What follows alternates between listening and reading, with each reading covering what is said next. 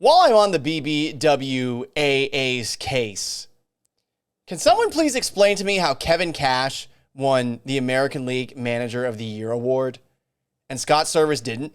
Is this baseball's new strategy to get people to talk about it because the rewards were so shittily given out? Whether it's MVPs to guys who don't play for teams that matter, or it's a guy in Kevin Cash who actually won the fucking award last year. Check that. He won it after one of the worst decisions that we've ever seen by a manager, where he pulls Blake Snell from a World Series game when Blake Snell was dealing, and the Rays promptly collapsed, ultimately losing the World Series to the Dodgers. An asterisk, of course, next to that title for the Dodgers. That wasn't a real season, and every single team made the playoffs, but you get where I'm coming from. Kevin Cash won Manager of the Year after that moment. Understandable to an extent. I mean, if you are the Rays, you have to go about things in a different way. You're poor. You don't have a lot of funds to work with. You got to go the money ball route and then some. But unlike the A's, who have never done anything under Billy Beane, other than winning 20 games in a row and having a movie made about that for some reason, the Rays got to a World Series that year. I know that the Manager of the Year award is supposed to be for something that probably takes place in the regular season, but given some of the things that the Rays do that are unconventional, I get it last year, even though he, of course, fucked it all up in the World Series. But how the hell did he win it again this year? He should be barred from winning that award forever after what happened in the World Series. I mean, to me, that fuck up was a lot like the mess up that Grady Little did back in 2003, manager of the Red Sox, leaving Pedro Martinez in the Game 7 against the New York Yankees too long, ultimately seeing Pedro collapse, and the Yankees win the game in extra innings. They go on to the World Series. The Red Sox curse continues. The only difference is that Kevin Cash has, an American League Championship Series trophy? Got to the World Series? But they still both made terrible decisions. Grady Little got fired for that. Kevin Cash instead goes into next year, and he has the best record in the American League with the Tampa Bay Rays in a very difficult American League East. The Yankees and the Blue Jays were hovering around all season long. And of course, the Yankees and the Red Sox, they make it. They play in the wild card game. The Red Sox win the wild card game. And then the Red Sox took out the Rays pretty easily. And I think about the Red Sox taking out the Rays pretty easily. And I think, okay, how good of a job did Kevin Cash really do?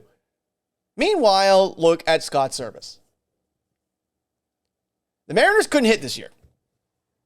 If you need some data to back that up, I'll give it to you. They were dead last in batting average, 28th in OPS, 26th in slugging, 22nd in runs. Oh, but their pitching must have been really good. 16th in team ERA, 13th in walks, hits, innings pitched. And yet, the Mariners won 90 games somehow and were 2 games out of the wild card at the end of the year, despite having one of the worst offenses in baseball. What is it that managers do? They, of course, put a lineup out. They make defensive substitutions when necessary in the middle of a game. But probably the most important thing that they have to do is determine when they are going to pull a starting pitcher from a game. And that's where you get to the bullpen numbers across all of baseball. The Mariners, if you want to take a look at it, whether it's wins above replacement or it's FIP, which is an actual advanced statistic, fielding independent pitching, they're number 3 with both of them. Yes, a bullpen is dependent on the arms that are in said bullpen, but an effective bullpen also has a guy that is holding the reins that knows when is the right time to pull a starter, that knows when is the right time to leave a starter in, that knows when it's the right time to put in pitcher X, Y, Z.